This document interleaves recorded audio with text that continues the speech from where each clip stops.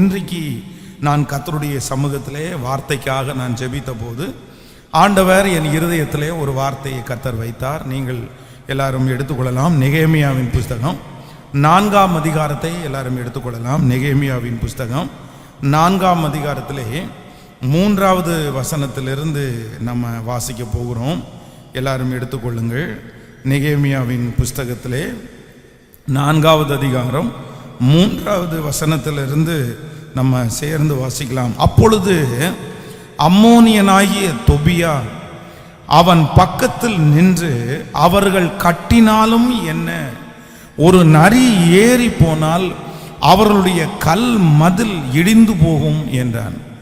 எங்கள் தேவனே, நாங்கள் அவமதிக்கப்படுகிறதை கேட்டு அவர்கள் நிந்திக்கிற நிந்தையை அவர்கள் தலையின் மேல் திருப்பி அவர்களை சிறையிருப்பின் தேசத்திலே சூறைக்கு ஒப்பு கொடும். அவர்கள் அக்கிரமத்தை மூடி போடாதேயும், அவர்கள் பாவம் உமக்கு முன்பாக கொலைக்கப்படாதிருப்பதாக. கட்டுகிறவர்களுக்கு மனமடி உண்டாக பேசினார்களே. ஆமென். ஆண்டவருடைய பிள்ளைகளே, நம்ம வாசித்த இந்த வசனம் அருமையான நெகேமியா ஆண்டவருடைய பிள்ளை அலங்கத்தை கட்டுவதற்காக அவர் முயற்சி எடுத்து அவருடைய வாழ்க்கையே தியாகம் பண்ணி அவருடைய உன்னதமான வேலையை ஆண்டவருக்காக கரையம் பண்ணி அவர் இருந்தது. ராஜா சமூகத்திலே இருந்தார். ராஜாவுடைய பானபாத்திரக்காரனை போல அவர் இருந்தார். அப்படின்னா ராஜாங்கத்திலே இருக்கிறதுலேயே மிக உன்னதமான வேலை என்ன அப்படின்னா, அந்த பானபாத்திரக்காரனுடைய வேலை மிக உன்னதமான வேலை. ஒரு ராஜாவுடைய பர்சனல் பிஏ அப்படின்னா தனிப்பட்ட ஒரு அசிஸ்டண்ட் தான் இந்த பானபாத்திரக்காரன். எந்த சாப்பாடை யார் கொண்டு வந்தாலும் ஃபர்ஸ்ட் அவங்க டேஸ்ட் பண்ணி அதுக்கு பிறகுதான் ராஜாவுக்கு கொடுப்பார்கள். எதுவா இருந்தாலுமே ராஜா சாப்பிட்றதுக்கு முன்னாடி இவங்களுக்கு அந்த சாப்பாடு கிடைக்கும். அதே போல ராஜாவுடைய பக்கத்திலே ராஜா அரண்மனையிலே உட்காரக்கூடிய ஒரு நல்ல வேலை அடிமையான இந்த நெகேமியாவுக்கு கிடைக்குது. ஆனா தன்னுடைய ஊர்ல ஜனங்கள் எல்லாம் கஷ்டப்படுறாங்க. மதில் சுவர் இடிந்து விழுந்து கிடக்குது, யாருமே அதை கட்டல, ஜனங்கள் எல்லாம் சிறையா இருக்காங்க அப்படின்ற செய்தியை கேட்ட உடனே அவனுடைய இருதயம் நொந்து ஏதாவது ஆண்டவருக்காக செய்யணும்னு அவனுடைய இருதயம் துடிக்குது. நம்ம ஜனங்களை நம்ம அப்படியே விட்டுறக்கூடாது, நம்ம ஏதாவது பண்ணணும். அதற்காக தன்னுடைய எல்லாவற்றையும் தியாகம் பண்ணினான். அந்த ஊருக்கு போனா தன்னை ஏத்துக்க மாட்டாங்க, அந்த ஊருக்கு போனா கஷ்டம். அந்த அலங்கத்தை கட்டி முடிக்கிறது என்கிறது சாதாரணமான வேலை அல்ல.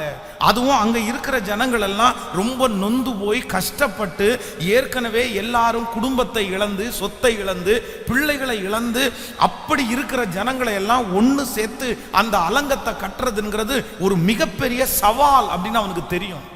ஆனா அத்தனை சவால்களையும் மனதிலே வைத்து கர்த்தருக்காக அந்த வேலையை எல்லாத்தையும் விட்டுட்டு இறங்கி அவன் செய்ய ஆரம்பிச்சான். அப்போ நிறைய பேருடைய கரங்கள் அவனோட கோர்த்து பிடித்து, நாங்க நிற்கிறோம். உடஞ்சவங்க, நொந்தவங்க, கால் நொண்டியானவங்க, குடும்பத்தினால புறக்கணிக்கப்பட்டவங்க, அயல் நாட்டு எதிரி நாட்டினுடைய ராஜா கழிச்சு போட்டவங்க எல்லாருமே நெகேமியாவுடைய கையோட கை கோர்த்து பிடித்து நாங்களும் இணைஞ்சு கட்டுறோம் அப்படின்னு ஒரு பக்கத்துல ஊழியம் செஞ்சிருந்தாலும், இன்னொரு பக்கத்துல மேல் தளத்துல மேல் மட்டத்துல பெரிய பெரிய தலைவர்களா இருக்கிற சன்பல்லாத்து, தொபியா, கேஷேம் இவங்க எல்லாம் பெரிய ஆட்கள். அப்படின்னா சின்ன சின்ன பட்டணங்களுக்கு அவர்கள் தலைவர்கள். அதுவும் அந்த தேசத்தில் இருக்கிற ஜனங்களுக்கு பாதி பேருக்கு தங்களுடைய வீடுகளை வாடகைக்காக விடப்பட்ட அப்படிப்பட்ட ஒரு அதிகாரத்தில் இருக்கிறவங்க எல்லாம் ரொம்ப எதிர்ப்பு தெரிவிச்சாங்க. ஆனா அதெல்லாத்தையும் காதுல வாங்காம இவங்க அலங்கத்தை கட்டிட்டே இருக்காங்க. கட்டிட்டு இருக்கும்போது, இல்ல நீங்க அலங்கம் கட்டுறீங்க, இதை கட்டுறதை நிறுத்துங்க, நாங்க உங்களுக்கு பெர்மிஷன் கொடுக்க மாட்டோம் அப்படின்னு சொல்லும்போது அந்த கூட்டத்திலிருந்து ஒருத்தன் எழும்பி சொல்றான், அவர்கள் கட்டினாலும் என்ன, ஒரு நரி ஏறி போனா அவங்க கட்டுற மதில் சுவர் என்ன பண்ணும்னா இடிஞ்சு விழும். அப்படின்னா அவமதிக்கிறாங்க, ரொம்ப குறைவாய் மட்ட மட்டம் தட்டி பேசுறாங்க. ஒரு அலங்கத்தினுடைய சுவர் கட்டுறது என்கிறது வந்து நீங்க நினைக்கிறது மாதிரி ஒரு வீட்டினுடைய சுவர் கட்டுறது மாதிரி அல்ல. அதை விட ரொம்ப ஸ்ட்ராங்கா நீங்க அதற்கு அஸ்திபாரம் போடணும். நீங்கள் வந்து எரிகோ கோட்டைன்றது வந்து ஒரு எரிகோ பட்டணத்தினுடைய அவன் சுத்தி இருக்கிற மதில் சுவர் தான் எரிகோ கோட்டை. அந்த எரிகோ கோட்டை வந்து கட்டப்பட்டிருக்கிற அந்த மதில் சுவர், அந்த மதில் சுவருக்கு மேல வந்து கிட்டத்தட்ட 3 கார் ஓடுற அளவுக்கு அகலம் இருக்குமாமா. அவ்வளோ பெரிய மதில் சுவர். அந்த மதில் சுவருக்கு மேல வீடு கட்டி அங்க குடியிருப்பாங்க. அதுதான் ராகாப் என்னும் வேசி வந்து அங்க மேல குடியிருந்தாங்க அப்படின்னு. அப்போ அவ்வளவு ஸ்ட்ராங்கா அவ்வளவு பலத்தோட கட்டப்படுகிறதா மதில் சுவர். ஆனா இவங்க இந்த மதில் சுவரை கட்டிட்டு இருக்கும்போது எதிரி கிண்டல் பண்றான், அவங்க கட்டட்டும், யார் ஏறி போனா இடிஞ்சு விடும். ஒரு நரி ஏறி போனா அவங்க கட்டுகிற மதில் சுவர், எப்பா இவங்க ரொம்ப பெருசா கட்டுறாங்கன்னு நினைக்காதீங்க. நம்ம தள்ளுனாலே விழுந்துரும், நம்ம தட்டுனாலே கீழே விழுந்துரும். இந்த மதில் சுவருக்கெல்லாம் பயந்துட்டு இருக்கிறீங்களா? அவங்க கட்டி முடிக்கட்டும், அவங்க நல்லா கட்டட்டும், நம்ம ஒரு தள்ளுவோம். அது ஸ்ட்ராங் இல்லை, அது பலன் இல்லை. அப்பதான் தேவனுடைய மனுஷன் ஆண்டவரை நோக்கி பார்க்கிறான். ஆண்டவருடைய பிள்ளைகளே, இன்றைக்கு நான் கொடுக்கிற செய்தியினுடைய தலைப்பு, ஒரு தேவனுடைய பிள்ளை எந்த மனுஷனுக்கு நீங்க ரொம்ப கவனமா இருக்கணும்னா, உங்களை மட்டம் தட்டி பேசுகிற மனிதர்களுக்கு ரொம்ப கவனமா இருக்கணும். நீங்க உங்களை மட்டம் தட்டி பேசுகிற மனிதர்களுக்கு நீங்க கவனமா இல்லை அப்படின்னா, நீங்க ஜாக்கிரதையா இல்லை அப்படின்னா, அவர்கள் உங்களை ஒன்றுமில்லாமல் அழித்து விடுவார்கள். உங்களுடைய கிருபையை யூஸ் பண்ண முடியாது, உங்க தாளந்தை யூஸ் பண்ண முடியாது, நீங்க வளர்வதற்கு ஏதுவே உண்டாகாது. நான் சொல்றேன், இன்னைக்கு நிறைய ஆண்டவருடைய பிள்ளைகள் வந்து அவங்க எதையுமே வாழ்க்கையில சாதிக்காம அவங்க வளராம இருக்கிறதுக்கு காரணம் என்ன அப்படின்னா, யாரோ ஒருத்தர் ஆரம்பத்துல அவங்கள மட்டம் தட்டி தட்டி தட்டி தட்டி உள்ள உட்கார வச்சுட்டாங்க. அதை கேட்ட உடனே நிறைய பேருக்கு தங்களுக்குள்ளே ஒரு இன்ஃபீரியாரிட்டி வந்து, தங்களுக்குள்ளே ஒரு குறைவான மனப்பான்மை வந்து அப்படியே உட்கார்ந்துட்டாங்க. ஆனா இந்த ஜெபத்துல இந்த சத்தத்தை கேட்கிற ஆண்டவருடைய பிள்ளைகளே, நீங்கள் ஒன்று நினைத்துக் கொள்ளுங்கள், உங்களை யார் மட்டம் தட்டி நீங்க உட்கார வச்சாலும் நான் நம்புறேன், அப்படிப்பட்ட மனிதர்களுக்கு கவனமாயிருங்கள். இல்லை இல்லை, ஆண்டவர் உங்களை பயன்படுத்த, ஆண்டவர் உங்களை மிக மிக தெளிவுள்ளவர்களாக நிறுத்துறதற்கு கர்த்தர் வல்லவராயிருக்கிறார். அவங்களுக்கு ரொம்ப கவனமா இருக்கணும். அதான் கடந்த நாட்களிலே வந்து சுத்தமா தூக்கமே வராத, மனநிலைமை ரொம்ப பாதிக்கப்பட்டு மன அழுத்தத்திற்குள்ள ஆளாகி ரொம்ப சைக்காலஜிக்கலாக ஒரு ப்ராப்ளமா ஒரு தாயார் வந்து என்னை சந்தித்தார்கள். அப்போ அவங்கள்ட்ட நான் கேட்டேன், என்னாச்சு, ஏன் இப்படி ஆயிடுச்சு, உங்களுக்கு எதனால இது வந்துருச்சு, என்ன காரணம், என்ன பிரச்சனையை நீங்க சந்திச்சீங்க? அப்போ அவங்க கல்யாணமான புதுசுல திருமணமாகி வந்த உடனே வந்து அவர்கள் வந்து முதல்ல வந்து சாப்பாடு செஞ்சாங்களாமா. அந்த சாப்பாடை செஞ்சு எல்லாருக்குமே பரிமாறும் போது அவனுடைய மாமனார் மாமியார் 2 பேரும் இருந்துட்டு அந்த பொண்ணை வந்து சும்மா ஜஸ்ட் வந்து எல்லாருமே அப்படிதான் சும்மா விளையாட்டுக்காக அவங்க பேசினது மாதிரி பேசினாங்க. என்ன சமைச்சிருக்க, என்ன சாம்பார் இது, உங்க வீட்டில் இப்படிதான் சொல்லி கொடுத்தாங்களா, தண்ணி மாதிரி இருக்கு அப்படின்னு சொல்லி ரொம்ப குறைவாய் பேசினார்கள். அப்போ அந்த ஃபர்ஸ்ட் டே அந்த மனசுல அது ஒரு பெரிய பாதிப்பாக வந்துச்சு. அதுக்கப்புறம் அவருடைய கணவனார் வந்து அவங்கள சாரி கட்டினா, அவங்கள ஏதாவது வெளியே போகும்போது இந்த மாதிரி நீ என்ன இப்படி இருக்க, நீ என்ன இப்படி இருக்க, அவங்க சொன்னதை கேட்டு கேட்டு மனசுல வாங்கி வாங்கி வாங்கி அதுக்கு பிறகு ஒரு விசை இவங்களுக்கு கோபம் வந்து இவங்க ரியாக்ட் பண்ண ஆரம்பிச்சாங்க. ரியாக்ட் பண்ண உடனே அவர் என்ன சொன்னாருன்னா, ஐயோ நீ வந்து ஏதோ சைக்காலஜிக்கலா பாதிக்கப்பட்டிருக்கிற, நீ பைத்தியம் ஆயிட்ட, நீ லூஸ் ஆயிட்ட அப்படின்னு சொன்ன அந்த வார்த்தை அவங்க இருதயத்துல ரொம்ப ஆணியாய் பதிந்து கடைசியில பாத்தீங்க அப்படின்னா அவங்க மன அழுத்தத்திற்குள்ளே ஆளாயிட்டாங்க. அப்போ ரொம்ப கவனமா இருக்கணும். சிலர் உங்களை மட்டம் தட்டி பேசுகிறத நீங்க வந்து உங்களுடைய மனதிலே நீங்கள் எடுப்பீர்களே ஆனால், நீங்க அதை ரொம்ப யோசிப்பீர்களே ஆனால், நான் நம்புறேன் இந்த உலக வாழ்க்கையில ஆண்டவர் உங்களுக்காக வைத்திருக்கிற லக்கை, ஆண்டவர் உங்களுக்காக வைத்திருக்கிற ஆசீர்வாதத்தை உங்களால பார்க்கவே முடியாது. பார்க்கவே முடியாது. நீங்க ரொம்ப கவனமா இருக்கணும். இல்ல, நான் மட்டம் தட்டி மனிதர்கள் பேசும்போது அதை நான் என்ன பண்ண மாட்டேன்னா பெரிய பொருட்டாக எடுக்க மாட்டேன். எல்லாருடைய வாழ்க்கையிலையும் ஒரு மட்டம் தட்டுகிற, இல்லைன்னா உங்களை ரொம்ப தட்டி கொட்டி உட்கார வைக்கிற ஒரு சூழ்நிலையில எல்லாருமே கடந்து போவோம். நம்ம என்ன எல்லாத்தையுமே அறிஞ்சிட்டு வந்தவங்களா? எல்லாத்தையுமே தெரிஞ்சிட்டு வந்தவங்களா? சில காரியங்கள்ல நம்ம சின்ன பிள்ளையா தான் இருக்கிறோம். சில காரியங்கள்ல அப்பதான் நம்ம லேர்ன் பண்ணிட்டு இருக்கிறோம், அப்பதான் நம்ம படிச்சுட்டு இருக்கிறோம். சிலதுல நமக்கு அனுபவம் இருக்காது. அது வளர வளர நாட்கள் தாண்ட தாண்ட தான் அதுல அனுபவம் இருக்கும். ஆனா உலகத்துல இருக்கிற மனிதர்கள் எடுத்த உடனே நம்மிடத்துல ஒரு பெரிய பெர்ஃபெக்டை எதிர்பார்ப்பாங்க, ஒரு பெரிய எதிர்பார்ப்போடு நம்மிடத்துல அணுகுவார்கள். ஆனா அவர்களுடைய எதிர்பார்ப்பு இல்ல, இவன் சரியா செய்யலன்னு சொன்ன உடனே அவங்க எல்லாருக்கும் முன்னாடி வச்சு நம்மளை கீழே டிகிரேட் பண்ணி மட்டம் தட்டி பேசுவாங்க. ஆனா அந்த மட்டம் தட்டி பேசுகிற வார்த்தையை உங்க இருதயத்துக்குள்ள கொண்டு போய் நீங்க ரொம்ப வருத்தப்பட ஆரம்பிச்சீங்கன்னா, நான் சொல்றேன், உங்களால அடுத்த படி என்ன பண்ண முடியாதுன்னா போகவே முடியாது. எந்த ஜனங்கள் மட்டம் தட்டுகிறார்களோ, எந்த ஜனங்கள் உங்களை குறைவாய் பேசுகிறார்களோ, அதான் ஆகாது என்று தள்ளின கல்லை கர்த்தர் தலைக்கு மூளை கல்லாய் மாற்றுகிறவர். அது கர்த்தராலே ஆகும். நம்முடைய கண்களுக்கெல்லாம் அது ஆச்சரியமா இருக்கும். நான் நம்புறேன், அவங்க உங்களை மட்டம் தட்டுறாங்கன்னா, அவங்க உங்களை கொட்டி கொட்டி கொட்டி நீ ஒன்றும் இல்லை, உனக்கு ஒன்றும் தெரியாதுன்னு உட்கார வைக்கிறாங்கன்னா, நான் நம்புறேன் ஆண்டவர் உங்களை அவர்களுக்கு முன்பாகவே பயன்படுத்த போகிறார் என்ற அர்த்தம். உங்களுக்கு கர்த்தரே கற்றுக் கொடுக்க போகிறார் என்று அர்த்தம். ஆண்டவர் உங்களை அவர்களை காட்டிலும் தேறினவர்களாய் நிறுத்த போகிறார் என்று சொல்லி அர்த்தம். அப்போ நம்ம ரொம்ப கவனமா இருக்கணும். உங்களை ரொம்ப குற்றவங்களுக்கு நீங்க கவனமா இல்லை அப்படின்னா அது பெரிய பாதிப்புல கொண்டு விட்டுரும். அதான் என்னுடைய மகன் நிறைய சப்ஜெக்டில் பார்த்தீங்கன்னா ஒரு நல்ல மார்க், ஒரு மிடிலாக ஓரளவு நல்ல மார்க் எல்லாம் எடுத்துக்கணும். ஆனால் ஒரு சப்ஜெக்டில் மட்டும் பார்த்தீங்கன்னா ரொம்ப குறைவான மார்க்கு. அப்போது நான் சொல்கிறேன், எல்லா சப்ஜெக்ட்லேயும் நல்ல மார்க் எடுத்துருக்கிறேன், இந்த சப்ஜெக்டில் மட்டும் ஏன் நல்ல மார்க் நீ எடுக்கலை? உடனே அவன் என்ன சொல்கிறான் அப்படின்னா, அந்த டீச்சரை எனக்கு பிடிக்காதுன்றான். ஏடா, டீச்சரை பிடிக்காம இருக்கிறதுக்கும் படிக்கிறதுக்கும் என்னடா அர்த்தம் கேட்டா சொல்றான், இல்ல அந்த டீச்சர் எதை நான் செஞ்சுட்டு கொடுத்தாலுமே நல்லா இல்லைன்னு வாங்க, அது பிடிக்கலன்னு வாங்க, அதுல ஏதோ ஒன்று குறை சொல்லுவாங்க, அதனால எனக்கு அந்த பாடத்தை படிக்கிறதுக்கு இன்ட்ரெஸ்டே போயிடுச்சு அப்படின்ற மாதிரி சொல்றான் அந்த வயசுல.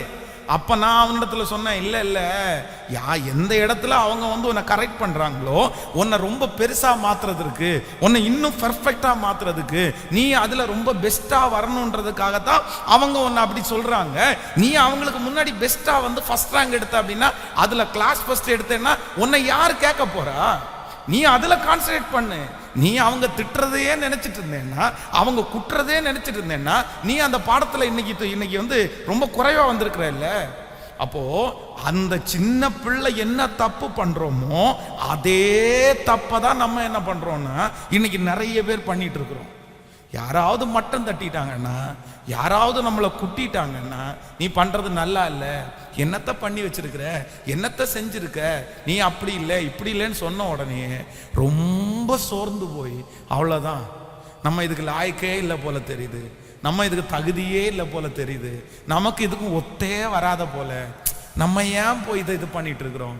இல்லவே இல்லை. அதான் சங்கீதக்காரனாகிய தாவீது சொல்லும்போது சொல்லுகிறான், என் கைகளை போருக்கும் என் விரல்களை யுத்தத்திற்கும் படிப்பிக்கிற கண்மலையாகிய கர்த்தர். அவர் யாராமா சொல்லுங்க, எல்லாரும் சேர்ந்து சொல்லுங்க. என் கர்த்தர் யார் அப்படின்னா, என் கைகளை போருக்கும் என் விரல்களை யுத்தத்திற்கும் படிப்பிக்கிற கண்மலையாகிய கர்த்தர். சொல்லுங்க இன்னொரு விசை, என் கைகளை போருக்கும் என் விரல்களை யுத்தத்திற்கும் படிப்பிக்கிற கண்மலையாகிய கர்த்தர் அவர். அப்போ எந்த மனுஷனையும் தேறினவராய் நிறுத்துகிற கர்த்தர் அவர் இருக்கிறார். அதனால ஆண்டவருடைய பிள்ளைங்க, மட்டம் தட்டுறவங்களுக்கு யாராவது இந்த ஜெபத்துல சோர்ந்து போயிருப்பீங்கன்னா, ஆண்டவர் சொல்றாரு, உன்னை கொண்டுதான் நான் பெரிய காரியம் செய்ய போறேன், உன்னை தான் அதுல தலைவனாய் மாற்ற போறேன், உன்னதான் அதுல பர்ஃபெக்டா மாற்ற போறேன். உன் கைதான் அதை வெற்றியாய் செய்து முடிக்க போகிறது.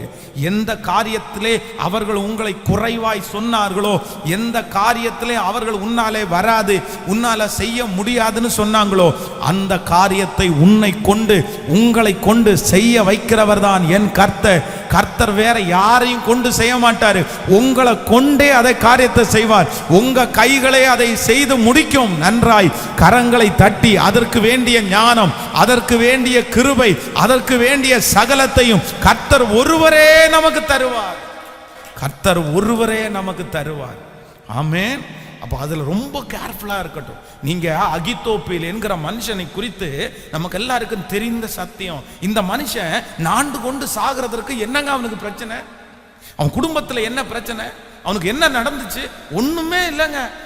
அவன் சொல்ற எல்லா வார்த்தைகளையும் ராஜாக்கள் கேட்டு அதன்படி நடப்பார்கள். அவன் சொல்லுகிற ஆலோசனை ரொம்ப அழகா, நல்ல ஆலோசனையாய், சரியான ஆலோசனையா இருக்கும். அந்த ஆலோசனையை ராஜாவாகிய தாவீது கூட ரிஜெக்ட் பண்ணவே இல்லை. ஆனா அவன் முதல்ல இந்த அப்சலோம் இந்த அகித்தோப்பேலுடைய ஆலோசனையை ரிஜெக்ட் பண்ணிட்டான். நீ பேசுற ஆலோசனை சரியில்லைப்பா, எல்லா டைம் நீ நல்லா தான் பேசுவ, ஆனா இந்த டைம் நீ பேசின ஆலோசனையில எனக்கு உடன்பாடு இல்லை, எனக்கு என்னமோ அது சரியா தெரியல, அதற்கு பதிலாக ஊசாய் பேசினதான் நல்லா இருக்கு அப்படின்னு சொல்லி அவனை டீக்ரேட் பண்றாங்க பாருங்களேன். அவனை மட்டம் தட்டிட்டான்னு பாரு. மட்டம் தட்டினோன்னா அதை தாங்க முடியாம ஊருக்கு போய் நாண்டு கொண்டு செத்துட்டான் அவன். அப்போ இன்னைக்கு இருக்கிறாங்க ஸ்கூல்ல படிக்கிற பிள்ளைங்க எல்லாம் இருக்காங்க நிறைய பேர். மட்டம் தட்டிட்டாங்கன்னா உடனே அவ்வளவுதான், வாழ்க்கையே முடிஞ்சிருச்சு. நீ அசிங்கமா இருக்கான்னா வாழ்க்கையே முடிஞ்சிருச்சு. நீ அப்படி இல்லைன்னா உடனே வாழ்க்கையே முடிஞ்சிருச்சு. என்ன எத்தனை நாள் தான் உங்களை குறித்து நீங்க தாழ்வு மனப்பான்மையோட இருப்பீங்க? இந்த உலகத்திலேயே உங்களுக்கு ரொம்ப மோசமான ஒரு கேரக்டர் என்ன அப்படின்னா தாழ்வு மனப்பான்மை. ஆண்டவர் உங்களை அழகா, இதை விட என்ன அழகா வச்சுக்கணும்? கண் இல்லாதவங்க அவ்வளவு சந்தோஷமா வாழ்றாங்க, கால் இல்லாதவங்க அவ்வளவு சந்தோஷமா வாழ்றாங்க, அவ்வளவு மோசமான சூழ்நிலை இருக்கிறவங்க அவ்வளவு சந்தோஷமா வாழ்றாங்க. ஆனா ஆண்டவர் உங்களுக்கு எல்லாத்தையுமே தந்து இவ்வளவு அழகாய் உங்களுக்கு படித்து வச்சு, உங்களுக்கு படிப்பை கொடுத்து, உங்களுக்கு ஞானத்தை கொடுத்து, குடும்பத்தை கொடுத்து, இத்தனை காரியத்தை செய்த போதிலும் இன்னும் நீங்க மனசுல உங்களை குறித்து தாழ்வு மனப்பான்மையா நீங்க நினைப்பீங்கன்னா, நான் சொல்றேன், நீங்க எப்படி இந்த உலகத்துல ஜெயிக்க முடியும்? அடிக்கடி சொல்லுவேன், தாழ்வு மனப்பான்மை வேண்டாம், தாழ்மை இருக்கட்டும், தாழ்மை இருக்கட்டும். ஆனா ஒரு காலமும் என்ன வந்துடக்கூடாதுன்னா, நான் தாழ்வு மனப்பான்மையோட இருக்கவே மாட்டேன். ஹல்லேலூயா. கைகளை உயர்த்தி ஒரு ஹல்லேலூயா சொல்லுங்க. ஈசாக்கு அந்த துறவை தோண்டும் போது கேராரூர் மேய்ப்பர் அந்த தண்ணீர் தங்களுடையது என்று வாக்குவாதம் பண்ணினார்கள். அந்த துறவு தங்களுடையது என்று வாக்குவாதம் பண்ணினார்கள். ஏசேக்குல வாக்குவாதம் பண்ணும்போது இவன் என்ன பண்றான் அப்படின்னா, அப்படியே விட்டு கொடுத்தான். விட்டு கொடுத்தோன்னா அவங்க என்ன சொல்றாங்க அப்படின்னு சொன்னா, அவ்வளவுதான்டா, உன்னால எங்களை எதிர்க்க முடியாதுடா, உன்னால எதிர்க்க முடியாது, நீ சோம்பேறி, உன்னால முடியாது, நீ உனக்கு யார் இருக்கா, நீ என் கூட ஜெயிக்க முடியாது, அதனால தானே விட்டுட்டு போற அப்படின்னு சொல்லி சித்தனாவுக்கும் சண்டை பிடிக்க வந்துட்டாங்க. ஏசேக்குல இவன் விட்டு கொடுத்த உடனே இவனுக்கு ஒரு பலனும் இல்லைன்னு நினைச்சிட்டு சித்தனாவுக்கு அதே மாதிரி பிரச்சனை பண்றாங்க. நீ என்ன என் கூட சண்டைக்கு வா, முடிஞ்சா மோதிப்பாரு, முடிஞ்சா இதை வாங்கிக்கோ அப்படின்னு. ஆனா அந்த இடத்துலயும் ஈசாக்கு விட்டு கொடுத்தான். ஆனா இவங்க எல்லாரும் நீ துறவு தோன்றதுக்கு லாயக்கு இல்ல, நீ அந்த மாதிரி தோண்டி எல்லாம் நீ ஒன்னும் பெரிய ஆசீர்வாதத்தை பெற்றுக்கொள்ள முடியாது அப்படின்னு அத்தனை பேரும் அவனை குறைத்து பேசினாலும் ஈசாக்கு துறவு தோன்றதை நிறுத்தினாரா? சொல்லுங்க. ஏசேக்குலையும் நிறுத்தல, சித்தனாவிலையும் நிறுத்தல, ரகபோத்து வந்ததுக்கு அப்புறம் கூட நிறுத்தலைங்க. ஏன் அப்படின்னா அவனுக்கு ஒன்று தெரியும், இன்னைக்கு ஆண்டவர் எனக்கு பலன் கொடுத்திருக்கிறாரு, ஒரு நாள் இல்லைனாலும் ஒரு நாள் நான் செய்கிறதை என் தேவனாகிய கர்த்தர் கனப்படுத்துவார். அன்னைக்கு நான் உயர்வேன், அன்னைக்கு நான் வளருவேன், அன்னைக்கு என்னுடைய ஒர்க்கு எவ்வளவு ஒர்த்துன்னு கண்டுகொள்வாங்க, அன்னைக்கு நான் செய்கிறது எல்லாரை விட எவ்வளவு பர்ஃபெக்டா இருக்குன்னு இந்த ஜனம் அறிந்து கொள்ளும். அப்படி ஒரு காலத்தை கர்த்தர் கொண்டு வருவார் என்கிற நம்பிக்கை அவனுக்குள்ள இருந்துச்சு. கர்த்தர் அவனுடைய நம்பிக்கையை கனம் பண்ணி ரகபோத்துல கர்த்தர் அவனுக்கு இடம் உண்டாக்கி அதிலிருந்து தேவன் அவனை பெருக பண்ணினார். ஆண்டவருடைய பிள்ளையே, நான் நம்புறேன், ஈசாக்கா மாதிரி ஒரு நாள் நீங்க ஒரு விலையேற பெற்ற நபர், நீங்க ஒரு ஒர்த்துள்ள ஆள், நீங்க செய்யறது ரொம்ப பெஸ்டா இருக்குது அப்படின்னு இந்த உலகம் கண்டுகொள்ளுகிற ஒரு நாள் சீக்கிரமாய் வரும். ஆமேன் சொல்லுங்க. அது வரைக்கும் நான் என்ன பண்ண மாட்டேன்னா சோர்ந்து போகவே மாட்டேன். ஆமேன். சிலர் இதற்காகவே இருக்கிறாங்க. உங்களை குறைவாய் பேசுறதுக்குன்னே சிலர் இருக்கிறாங்க. எதை வச்சாலும் குறைவாய், உடம்ப பற்றி குறைவா பேசுவாங்க, உங்களுடைய கேரக்டரை வச்சு குறைவா பேசுவாங்க, கண்ணை வச்சு குறைவா பேசுவாங்க, மூக்கை வச்சு குறைவா பேசுவாங்க, உங்க வேலையை வச்சு குறைவா பேசுவாங்க, உங்க ட்ரெஸ்ஸை வச்சு குறைவா பேசுவாங்க, நீங்க குடியிருக்கிற வீட்டை வச்சு குறைவா பேசுவாங்க, உங்க வாழ்க்கையை சுட்டி காட்டி குறைவா பேசுவாங்க. ஆனா ஆண்டவருடைய பிள்ளைங்க ஒரு நாளும் உங்களை குறைவாய் பேசுகிற மனிதனை பார்த்து சோர்ந்து போய் ஒரு இடத்துல உட்காராதீங்க. தேவன் அவர்களுக்கு முன்பாகத்தான் பந்தியை ஆயத்தப்படுத்துவார். எவர்கள் குறைவாய் பேசுகிறார்களோ அவர்கள் பெருமையாய் பேசுகிற ஒரு நாள் வரும். அவர்கள் பிரமிக்கிற ஒரு நாள் வரும். என் கர்த்தராகிய தேவனே அதை உங்களுக்காக செய்து முடிக்க போகிறார். நன்றாய் கரங்களை தட்டி நான் நம்புற ஆண்டவரே, எஸ், எந்த பிள்ளைய குறைவாய் சொல்லுகிறார்களோ அந்த பிள்ளை பலனடையும், அந்த பிள்ளை நல்ல காரியங்களை செய்யும். ஆமென். சோர்ந்து போகாதே, நீ சோர்ந்து போகாதே, சோர்ந்து போகாதே, நீ சோர்ந்து போகாதே, அதி சீக்கிரத்தில் நீங்கிவிடும் இந்த லேசான உபத்திரவம், அதி சீக்கிரத்தில் நீங்கிவிடும் இந்த லேசான உபத்திரவம். உள்ளார்ந்த மனிதன் நாளுக்கு நாள் புதிதாக்கப்படுகின்ற நேரம் இது. உள்ளார்ந்த மனிதன் நாளுக்கு நாள் புதிதாக்கப்படுகின்ற நேரம் இது. சோர்ந்து போகாதே, நீ சோர்ந்து போகா. கரங்களை தட்டி சோர்ந்து. ஹல்லேலூயா. அதி சீக்கிரத்தில் நீங்கிவிடும் இந்த லேசான உபத்திரவம், அதி சீக்கிரத்தில் நீங்கிவிடும் இந்த லேசான உபத்திரவம். ஹல்லேலூயா. எத்தனை பேர் ஆமோதிக்கிறீங்க? அப்போ ஆண்டவரே, நான் ரொம்ப கவனமா இருப்பேன், நான் ரொம்ப எச்சரிப்பா இருப்பேன். யாருக்கு அப்படின்னு சொன்னா, என்னை மட்டம் தட்டி பேசுறவங்களுக்கு நான் என்னவா இருப்பேன்னா ரொம்ப கவனமா இருப்பேன். நீங்களும் அப்படித்தான். ஒரு நாளும் உங்களுடைய வீட்டில் இருக்கிற நபர்களை நீங்க ஒரு நாளும் என்ன பண்ணாதீங்கன்னா மட்டம் தட்டி பேசாதீங்க, மட்டம் தட்டி பேசாதீங்க. நமக்கு நிறைய நேரங்களில் அவர்களுடைய காரியங்களை பார்க்கும்போது குறைவாய் பேச தோணும். நான் சொல்றேன், எல்லாருமே ஆரம்பத்திலிருந்து வானத்திலிருந்து குதிச்சவங்க கிடையாது. செஞ்ச உடனே, சொன்ன உடனே எல்லாத்தையுமே அவங்களால செஞ்சு முடிச்சிடவும் முடியாது. எல்லாருமே சிலர் சில காரியத்தை ஈஸியா பிக்கப் பண்ணிக்குவாங்க, அவங்களுக்கு உடனே புரியும், அவங்க உடனே அடுத்த நிமிஷத்துல சரியா செஞ்சிருவாங்க.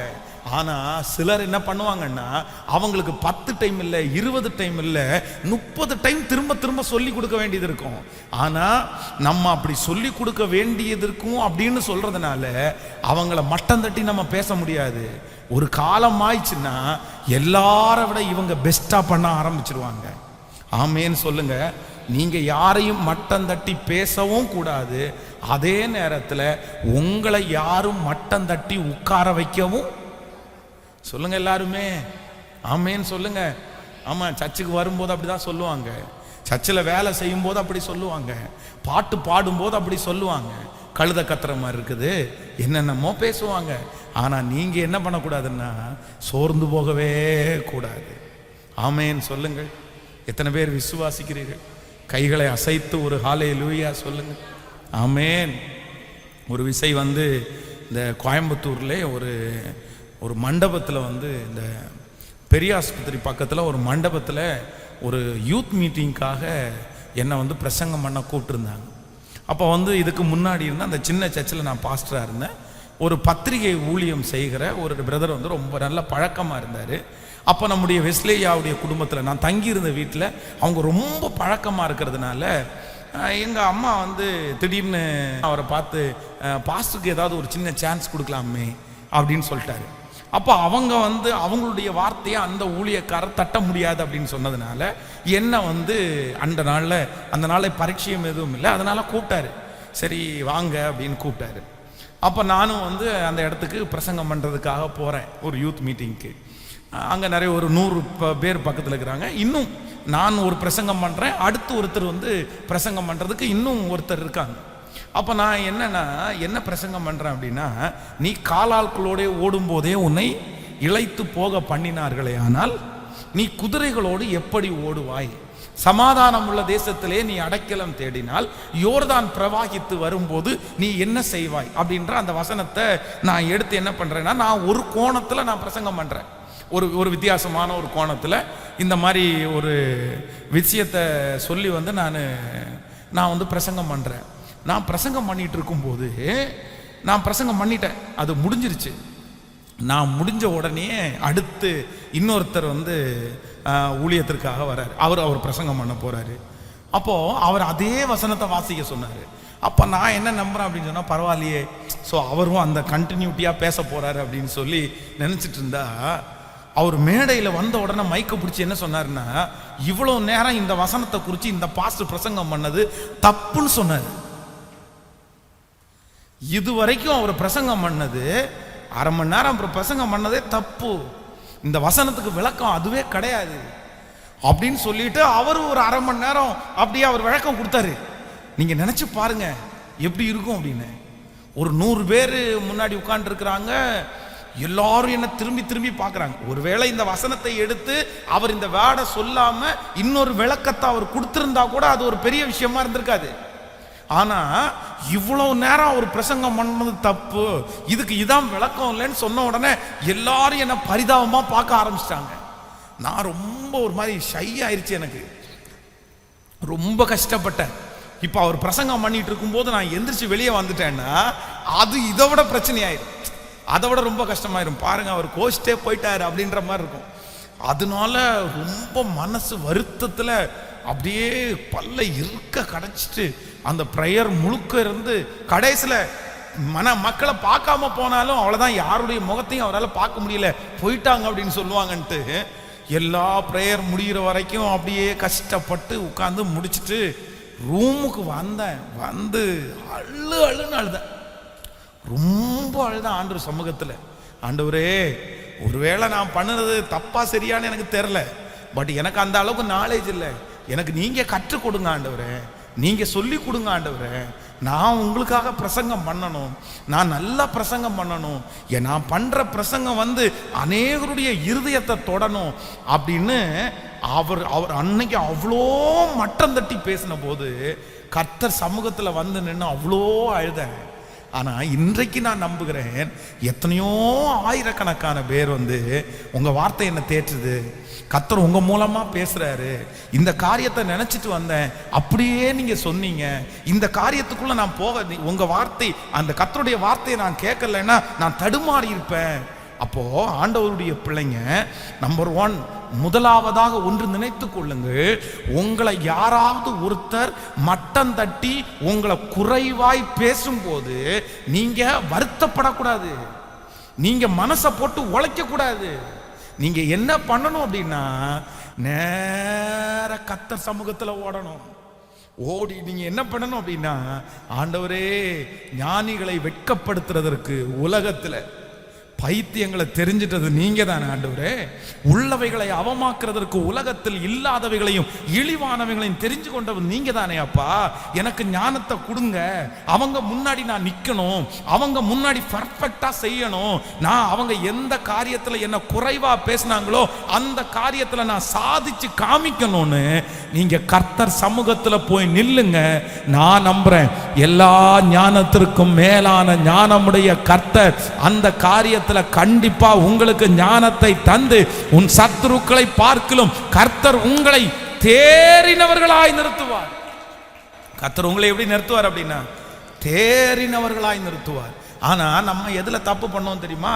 யாராவது ஒருத்தர் நம்மளை தலை மேல கொட்டி நம்மளை மட்டம் தட்டி பேசினா நம்ம நிறைய பேர் அதை ரிசீவ் பண்ணிடுவோம். ஆமா ஆமா, நான் அப்படிதான் இருக்கேன், நான் அப்படிதான் இருக்கிறேன். ஆமாப்பா, நான் ஒரு கிழவி, வயசு 22 இருக்கும்.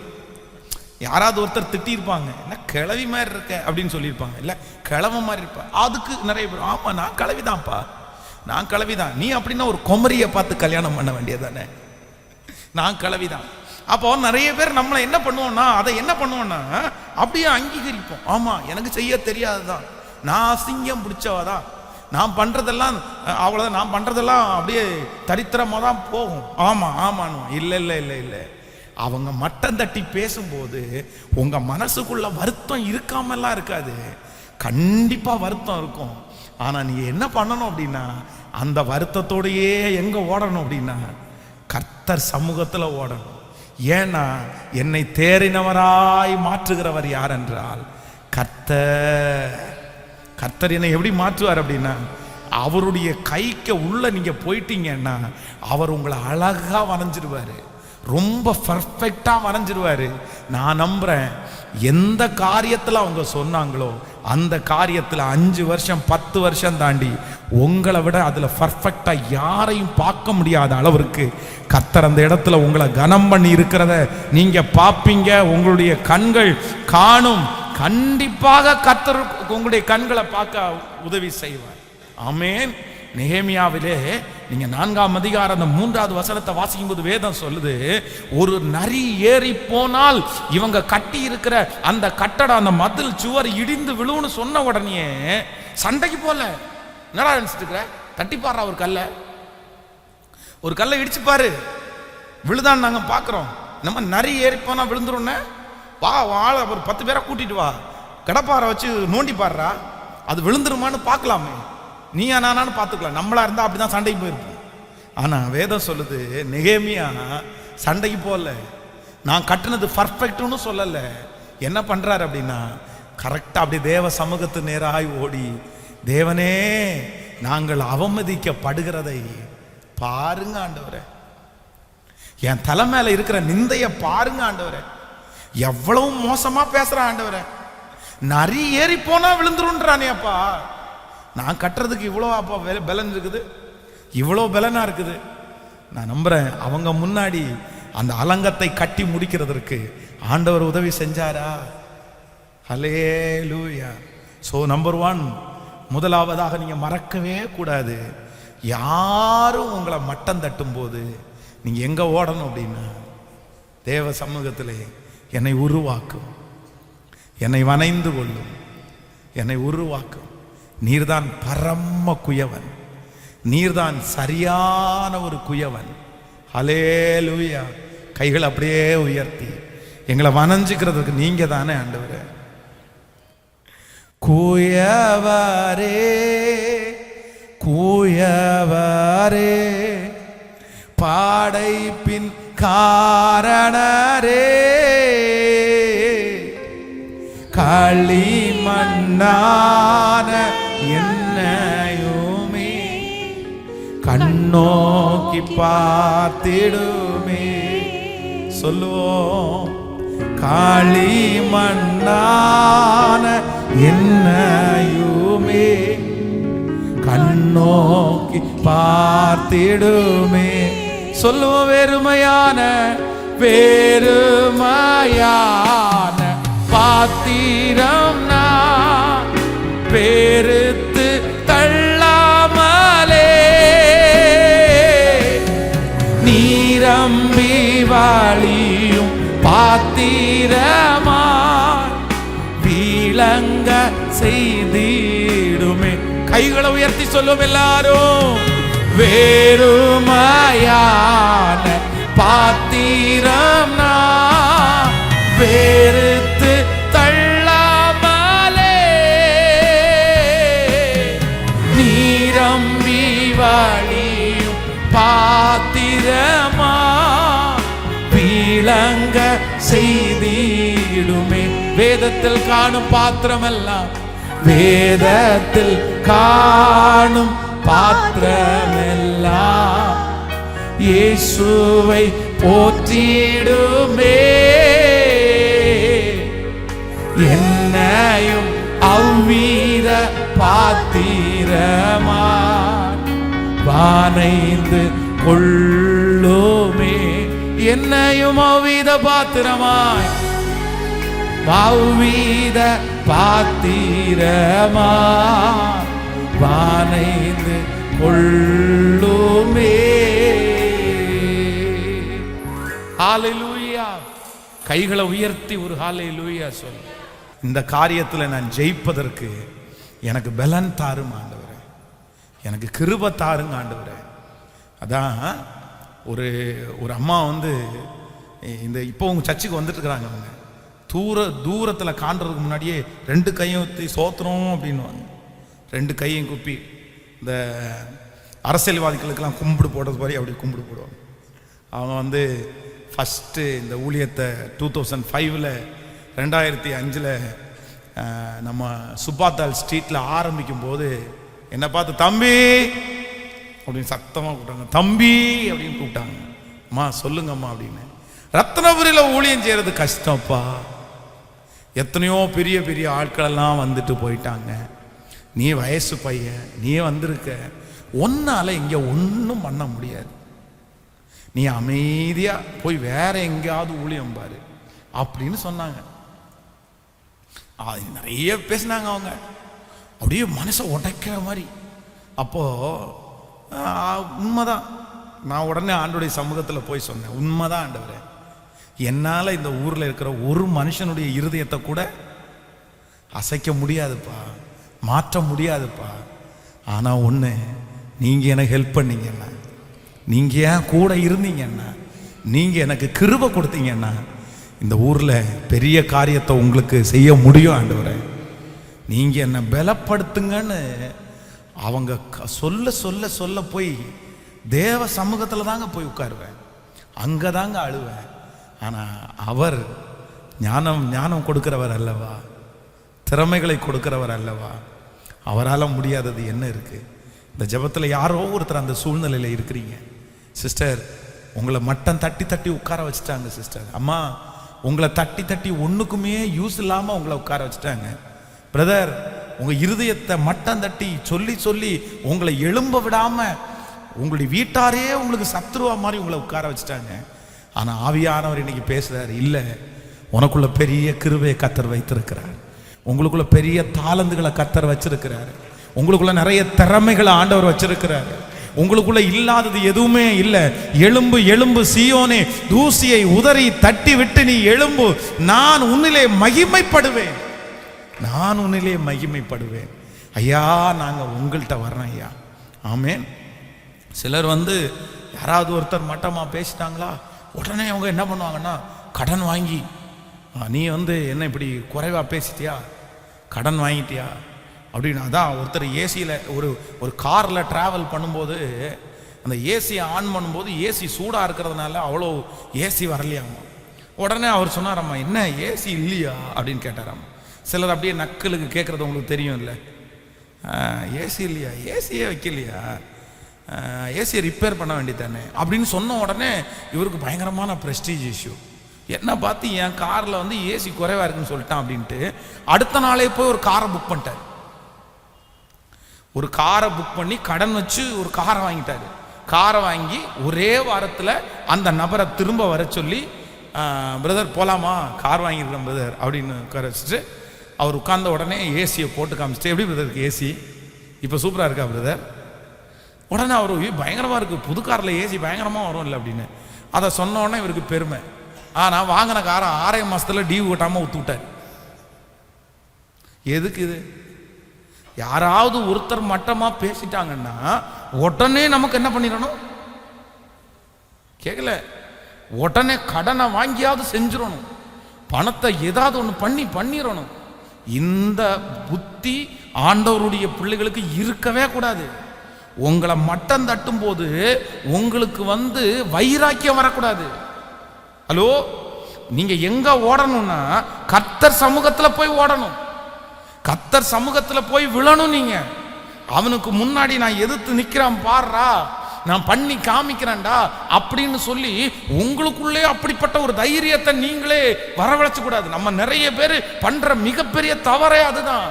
யாராவது ஒருத்தர் மட்டம் தட்டிட்டாங்கன்னு வைங்களேன், நம்ம என்ன பண்ணுவோம் தெரியுமா, வந்து பாடுறா அப்படின்னு சொல்லி போய் அவனுக்கு முன்னாடியே நின்றுட்டு நான் இப்ப பண்ணி காமிக்கிறேன் பாரு அப்படின்னு ஒத்தைக்கு நிற்போம்.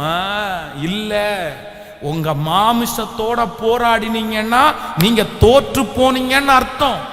நீங்க விழுந்துருவீங்க. எப்பவுமே மனுஷன் உங்களை மட்டம் தட்டும் போது நீங்க மாமிசத்தோட என்ன பண்ண முடியாது, என்ன பண்ண கூடாது. சத்தமா சொல்லுங்க, பக்கத்துல கையை பிடிச்சு சொல்லுங்க, உங்களை மட்டம் தட்டும் போது நீங்க மாமிசத்தோட போராடக்கூடாது. புரியுதுல? யாராவது ஒருத்தர் உங்க பிரசங்கமே நல்லா இல்லைன்ட்டாங்கன்னா நான் உடனே எனக்கு பிரசங்கம் பண்ண தெரியும் பாடுறா, 7 பாயிண்ட் அடிக்கி விடுறோம் பாடுறா அப்படின்னு சொன்னேன்னா அங்க யாருடைய செயல்பாடு இருக்காது.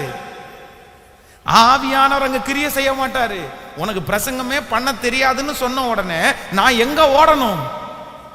கர்த்தர் சமூகத்துல முழங்கால் படிட்டு எனக்கு பிரசங்கம் பண்ண தெரியாதுன்னு சொல்லிட்டாங்க, உண்மைதான்.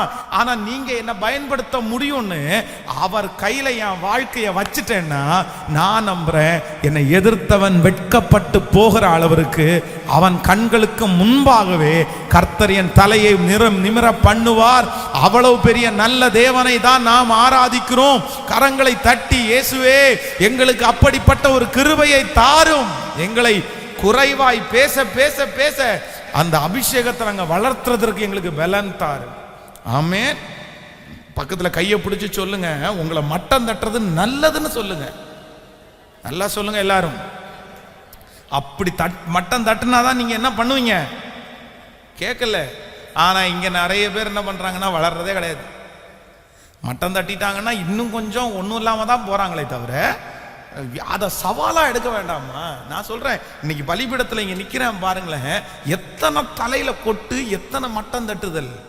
நம்ம ஏன்னா ஒண்ணுமே பண்ணல இல்ல, ஒண்ணுமே படிக்கல இல்ல, நம்முடைய பேக்ரவுண்டு பெரிய பேக்ரவுண்ட் இல்ல இல்ல, நம்முடைய முன்னோர்களோ நம்முடைய தகப்பனோ தாயோ பெரிய படிப்பாளிகள் இல்ல இல்ல, அதனால நான் அப்படித்தானே இருப்பேன். அப்போ நாங்க அதை நெகட்டிவா நினைக்கவே இல்லை. ஒருத்தர் இந்த காரியத்துல நீங்க வீக்கு, இந்த காரியம் செய்ய தெரியாது அப்படின்னு சொல்லும் போது ஆமா இன்னும் செய்ய தெரியாது அப்படின்னு போனதில்லை. சரி பார்ப்போம், கர்த்தரிடத்துல போய் ஜெபம் பண்ணுவோம், அவர் சொல்லி கொடுத்தா செஞ்சிடலாம் அப்படின்னு. ஆமென். இப்போ அப்படிதான். எந்த காரியத்துல கையில எடுத்து அந்த காரியம் நல்லா இல்லாம அப்படின்னு தோணுனாலுமே இல்லை யாராவது சொன்னாலுமே உடனே மனசுக்குள்ள என்ன தோணும் அப்படின்னா, ஏன் அப்போ அதை நல்லா செய்யற அர்த்தம் இருக்கான்ல உலகத்துல, நல்லா செய்யற ஒருத்தர் இருக்கார் அப்படின்னா அந்த ஒருத்தனா என்ன கர்த்தர் மாற்ற முடியாதா? ஆமென். விசுவாசமே இல்லாம வருது, மாற்ற முடியுமா? முடியாதா? அவர் ஞானவானா மாத்திட்டாருன்னா உங்க ஞானத்துக்கு முன்னாடி யாருமே நிக்க முடியாத அளவுக்கு மாத்திடுவார். அதுதான் ஆண்டவர். உலக படிப்பினுடைய ஞானத்திற்கும் கர்த்தர் கொடுத்த ஞானத்திற்கும் நிறைய வித்தியாசம் இருக்கு, நிறைய வித்தியாசம் இருக்குது. நான் சொல்றேன், கர்த்தர் கொடுத்த ஞானம் பர்ஃபெக்டா பண்ணுவீங்க. ஆமென். ஆனா உலக ஞானம் அப்படி கிடையாது. உலக ஞானம் நிறைய நஷ்டம் வரும், ஆனா தேவ ஞானத்துல நஷ்டமே இருக்காது. ஆமென். அப்ப மறக்காதீங்க. நம்பர் 1, உங்களை ஒருத்தர் குறைவாய் மட்டம் தட்டும் போது அப்படியே இறங்கிட்டே போயிடாம எங்க ஓடணும்? நேர போய் கையை தூக்கி என் கைகளை போருக்கும் என் விரல்களை யுத்தத்திற்கும் படிப்பிக்கிற கண்மலையாகிய கர்த்தராகிய என் தேவன், என் தயாபரரும் என் கோட்டையும் என் தலையை நிமிர பண்ணுகிற தேவனுமா இருக்கிறார். ஹல்லேலூயா. சொல்லுங்களா, கையை உயர்த்தி. என் கைகளை போருக்கும் என் விரல்களை யுத்தத்திற்கும் படிப்பிக்கிற கண்மலையாகிய கர்த்தராகிய நீர், என் தயாபரர், என் கோட்டையும் என் தலையை நிமிர பண்ணுகிற கர்த்தருமா இருக்கிறேன். ஆமென். நம்பர் 2, இரண்டாவதாக மனிதர்கள் நம்மளை ரொம்ப மட்டம் தட்டும் போது ஆண்டவருடைய பிள்ளைங்க கவனமா இருக்க வேண்டியது என்ன அப்படின்னா, நீங்கள் 1 சாமுவேலின் புஸ்தகத்தை எடுத்துக்கொள்ளுங்கள். 1 சாமுவேலின் புஸ்தகம் 17ஆம் அதிகாரத்தை எடுத்துக்கொள்ளலாமா? 1 சாமுவேல் 17ஆம் அதிகாரத்தை எடுத்துக்கொள்ளலாம். 1 சாமுவேல் 17ஆம் அதிகாரத்திலே 28வது வசனத்தை வாசிக்கலாம். 1 சாமுவேல் 17ஆம் அதிகாரம் 28வது வசனத்தை வாசிக்கலாம். அந்த மனுஷரோடே அவன் பேசி கொண்டிருக்கிறதை அவன் மூத்த சகோதரனாகிய எலியாப் கேட்டபோது அவன் தாவீதின் மேல் கோபம் கொண்டு, நீ இங்கே வந்தது என்ன? வனாந்தரத்தில் உள்ள அந்த கொஞ்ச ஆடுகளை நீ யார் வசத்தில் விட்டாய்? யுத்தத்தை பார்க்க அல்லவா வந்தாய்? உன் துணிகரத்தையும் உன் இருதயத்தின் அகங்காரத்தையும் நான் அறிவேன் என்றான். அதற்கு தாவீது, நான் இப்பொழுது செய்தது என்ன? நான் வந்ததற்கு முகாந்தரம் இல்லையா என்று சொல்லி அவனை விட்டு வேறு ஒருவனிடத்திற்கு போய் திரும்பி அந்த பிரகாரமாகவே கேட்டான். 32வது வசனம், தாவீது சவுலை நோக்கி, இவன் நிமித்தம் ஒருவனுடைய இருதயமும் கலங்க வேண்டியதில்லை. உம்முடைய அடியானாகிய நான் போய் இந்த பெலிஸ்தியனோடே யுத்தம் பண்ணுவேன் என்றான். அப்பொழுது சவுல் தாவீதை நோக்கி, நீ இந்த பெலிஸ்தியனோட எதிர்த்து யுத்தம் பண்ண உன்னால் ஆகாது, நீ இளைஞன், அவனோ தன் சிறு வயது முதலே யுத்த வீரன் என்றான். தாவீது சவுலை பார்த்து, உம்முடைய அடியானாகிய என் தகப்பனுடைய ஆடுகளை மேய்த்து கொண்டிருக்கும் போது ஒரு விசை சிங்கமும் ஒரு விசை கரடியும் வந்தது. மந்தையில் இருக்கிற ஒரு ஆட்டை பிடித்து கொண்டது. நான் அதை தொடர்ந்து போய் அதை அடித்து அதை அதன் வாய்க்கு தப்புவித்தேன். அது என் மேல் பாய்ந்த போது நான் அதன் தாடியை பிடித்து அதை அடித்து கொன்று போட்டேன். அந்த சிங்கத்தையும் அந்த கரடியையும் உம்முடைய அடியானாகிய நான் கொன்றேன். விருத்த சேதனம் இல்லாத இந்த பெலிஸ்தியனும் அவைகளில் ஒன்றை போல் இருப்பான். அவன் ஜீவனுள்ள தேவனுடைய சேனையை நிந்தித்தானே என்றான். கவனிங்க ஆண்டவருடைய பிள்ளைகளே, இப்போ தாவீது தன்னுடைய சகோதரர்களை பார்க்கிறதற்காக யுத்த களத்திற்கு வர்றான். யுத்த களத்திற்கு சாப்பாடு கொடுக்கறதுக்காக தான் வர்றான். வந்த உடனே அங்க கோலியாத்ன்ற ஒருத்தன் கத்திட்டு இருக்கான். எவனாவது ஒருத்தன் வாங்கடா, என் கூட பிரச்சனை பண்றதுக்கு வாங்க, ஜெயிப்பீங்களா பார்த்துக்கலாம். அப்போ அந்த கோலியாத்தை பார்த்து அங்க இருக்கிறவங்க அப்படியே பின்னாடி போறாங்க. அப்போ இவன் இந்த தாவீது என்ன பண்றான் அப்படின்னு சொன்னா, என்ன அந்த கோலியாத்தை ஜெயிக்கிறவங்களுக்கு என்ன கொடுக்கப்படும்? உடனே அவனுடைய சகோதரர்லாம் சொல்றாங்க, நீ எதுக்கு இங்க வந்த? யுத்தத்தை பார்க்க தானே வந்த? உன்னுடைய இருதயத்தினுடைய அகங்காரம் எனக்கு தெரியும், உன்னுடைய துணிகரம் எனக்கு தெரியும். அப்போ அவங்க மெயின் பண்ற ஒரு வேர்டு என்ன தெரியுமா? அந்த கொஞ்ச ஆடுகளை யார் வசத்தில். இதுக்கு என்ன அர்த்தம்? இதுக்கு என்ன அர்த்தம் அப்படின்னா, கொஞ்ச ஆடு, நிறைய ஆடு கூட இல்லை. நாங்க எல்லாரும் மிலிட்ரி மேன், நாங்க எல்லாம் பிராக்டிஸ் பண்ணி வந்து நிக்கிறோம். நாங்க எல்லாம் அதுக்காகவே உடம்ப வளர்த்துட்டு வந்து நிக்கிறோம். அதுக்காகவே கத்தியை பிடிச்சிட்டு வந்திருக்கிறோம். நீ என்ன வேலை உனக்கு? நாங்க மிலிட்ரி மேன்களே சும்மா வாயை மூடிட்டு நிக்கிறோம். நீ ஆடு மேய்க்கிறவன் இங்க கத்திட்டு இருக்கிற. தெரியும் அந்த ஆடை யார் வசத்துல விட்ட? போப்பா, முதல்ல போய் என்ன வேலையை பாரு, ஆடு மேய்க்கிற வேலையை பாரு. அவனை ரொம்ப குறைவா எல்லாருக்கும் முன்னாடியும் வச்சு, நீ ஆடு மேய்க்கிறவன், உனக்கு ஒன்றும் தெரியாது, இது என்ன ஆடு மேய்க்கிற வேலைன்னு நினைச்சியா கோலியாத்தை கொல்றது? இது யுத்த களம் அப்படின்னு கிண்டல் பண்றாங்க, மட்டம் தட்டுறாங்க. ஆனா தாவீது இல்லை இல்லை இல்லை, நான் கோலியாத்தை சந்திக்க போவேன். சவுலிடத்துல கொண்டு போய் விடுறாங்க. சவுல் சொல்றான், எப்பா நீ அவசரப்படாத, நீ இளைஞன், அவனோ தன் சிறு வயது முதல் யுத்த வீரன், அவனை ஜெயிக்கிறதுக்கு ஒன்னால ஆகாது. உடனே தான் தாவீது சொல்றாரு, இல்ல அந்த சிங்கத்தினுடைய கைக்கும் கரடியினுடைய கைக்கும் என்னை தப்புவித்த கர்த்தர் இந்த கோலியாத்தினுடைய கைக்கும் என்னை தப்புவிக்கிறதற்கு. ஹல்லேலூயா. உங்களை மக்கள் மட்டம் தட்டி பேசும்போது உன்னால முடியாது, நீ அதற்கு ஒர்த்துள்ள ஆள் இல்லை, உனக்கு எந்த தகுதியும் இல்லை, நீ வளர மாட்ட அப்படின்னு உங்களை பார்த்து சொல்லும்போது நீங்க உடனே என்ன விசுவாசிக்கணும்னா, என்னால முடியாதது தான், ஆனா எனக்குள்ளே இருக்கிற இயேசு பெரியவர், எனக்குள்ளே இருக்கிற கர்த்தர் பெரியவர், அவர் என்னை கொண்டு சகலவற்றையும் செய்து முடிப்பார், அவர் என்னை கொண்டு எல்லாவற்றையும் செய்ய முடியும். நான் தகுதியற்றவன் தான், நான் திறமை இல்லாதவன் தான், நான் அந்த காரியத்தை செய்ய முடியாதுதான். ஆனால் நான் ஆராதிக்கிற கர்த்தர், எனக்குள்ளே இருக்கிற கர்த்தர் அதை செய்து முடிக்க வல்லவர். அவரால் சகலத்தையும் செய்ய முடியும். உலகத்தில் இருக்கிறவனை விட எனக்குள்ளே இருக்கிற கர்த்தர் பெரியவர். கரங்களை தட்டி எனக்குள்ளே இருக்கிறவர் பெரியவர், எனக்குள்ளே இருக்கிறவர் பெரியவர். ஆமென். ஆண்டவருடைய பிள்ளைகளே, ரெண்டாவது உங்களுக்கு ஒரு பெரிய யோசனை வரட்டும். யார் உங்களை குறைக்கிறாங்களோ, யார் உங்களை குறைக்கிறாங்களோ, நீங்க ஒப்பிட்டு பார்க்கும்போது ஒருவேளை அவங்க சொல்ற மாதிரி தான் உங்க வாழ்க்கை இருக்கலாம், உங்க சம்பளம் அவங்க சொல்ற மாதிரி தான் இருக்கலாம், உங்க வருமானம் அவங்க சொல்ற மாதிரி தான் இருக்கலாம், உங்க திறமை அவங்க சொல்றது மாதிரி தான் இருக்கலாம், உங்க படிப்பு அவங்க சொல்றது மாதிரி தான் இருக்கலாம். ஆனா நான் நம்புறேன், உங்களுக்குள்ளே வாழ்கிற இயேசு அவர் சாதாரணமானவர் அல்ல. அவர் பெரிய தேவன். அவர் ஞானம் இல்லாதவனுக்கு ஞானம் கொடுக்கிறவர், பணம் இல்லாதவனுக்கு பணம் கொடுக்கிறவர், அறிவில்லாதவர்களுக்கு அறிவு கொடுக்கிறவர். ஆமென்.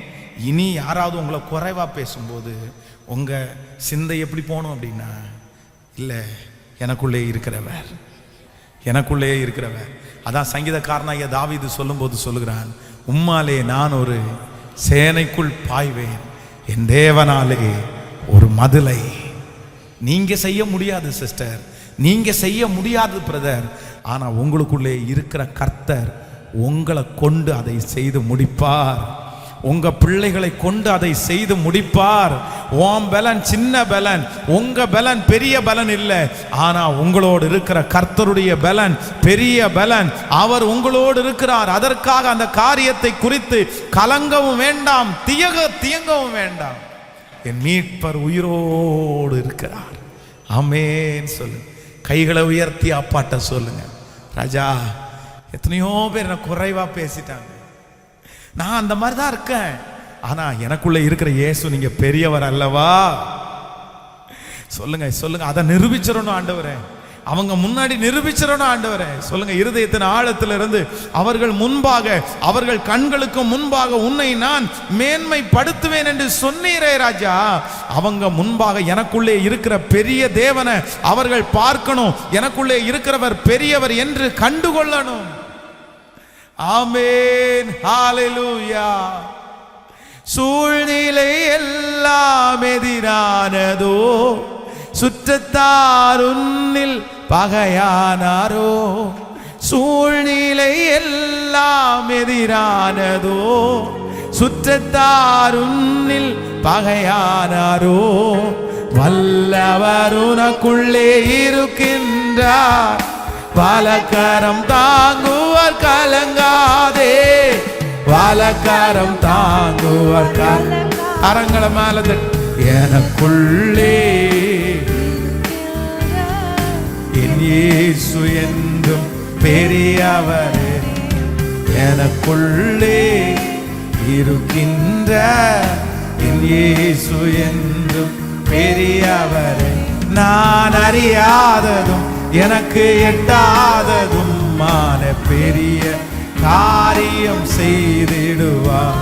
நான் அறியாததும் எனக்கு எட்டாததும் மான பெரிய காரியம் செய்திடுவார். ஹalleluya. கைகளை அசைத்து ஒரு ஹalleluya சொல்லு.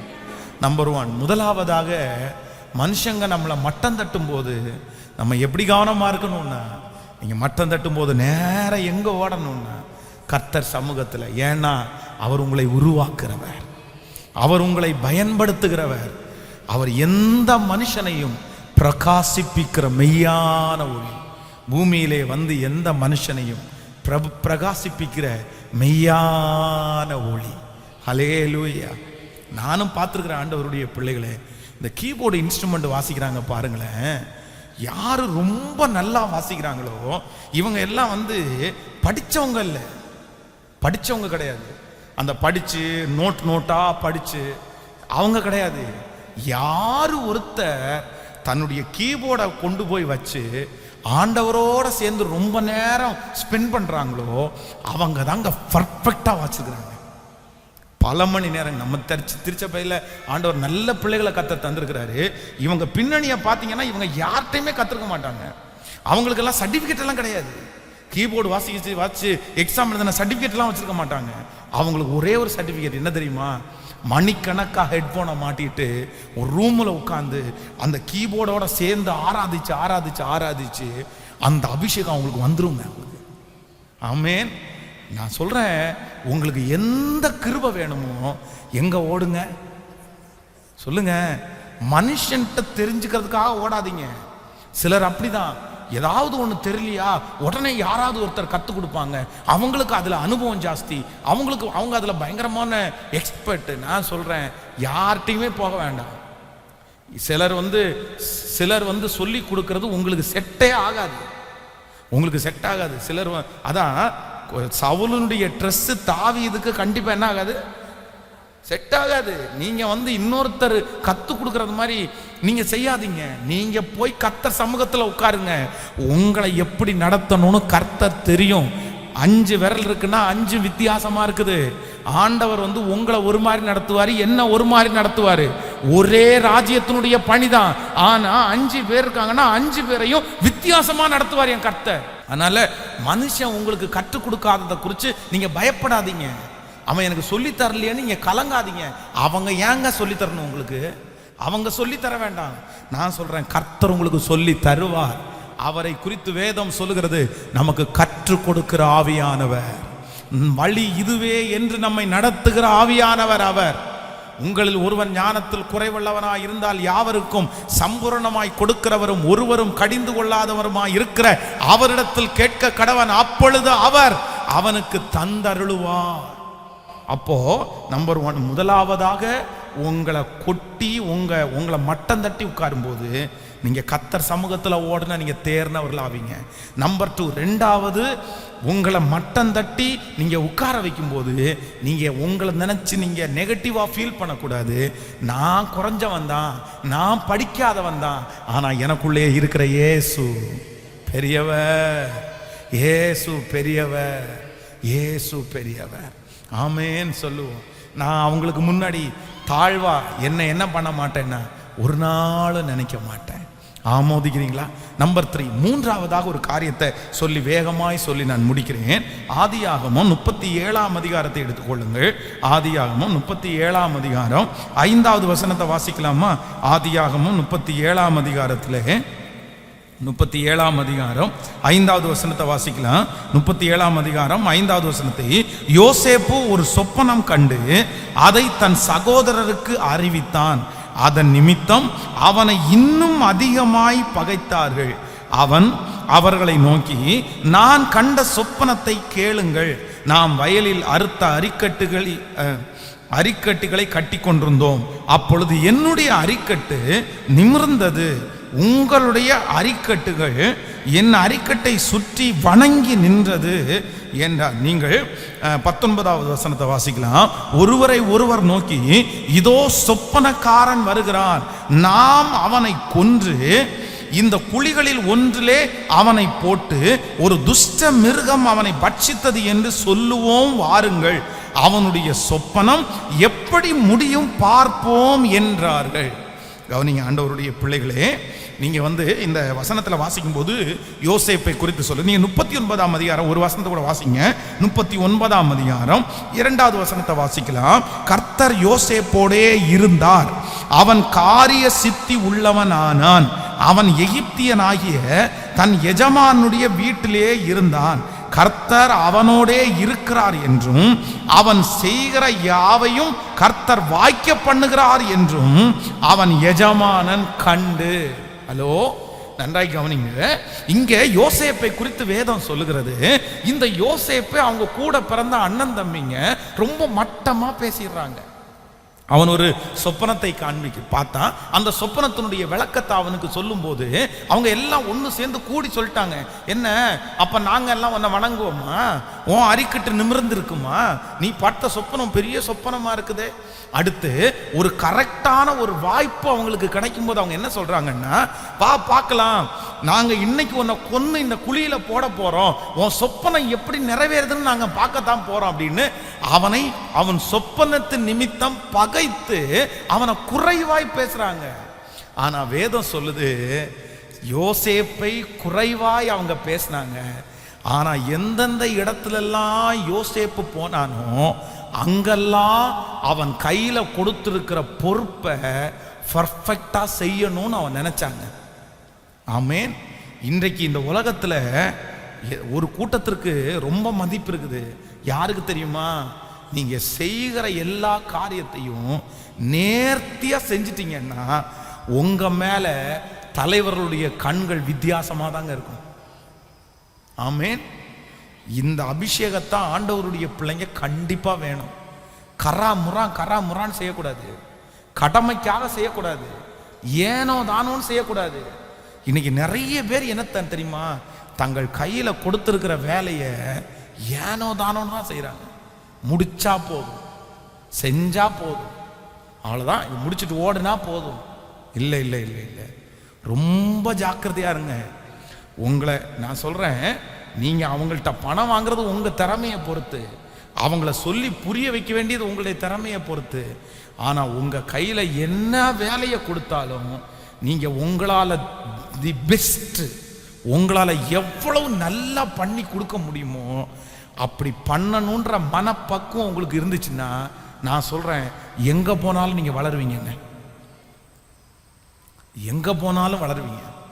வேதம் சொல்லுது, ஆபேலும் காயினும் கர்த்தர் யாருடைய காணிக்கையை அங்கீகரிச்சாராமா? ஆபேலுடைய காணிக்கையை அங்கீகரிச்சார்.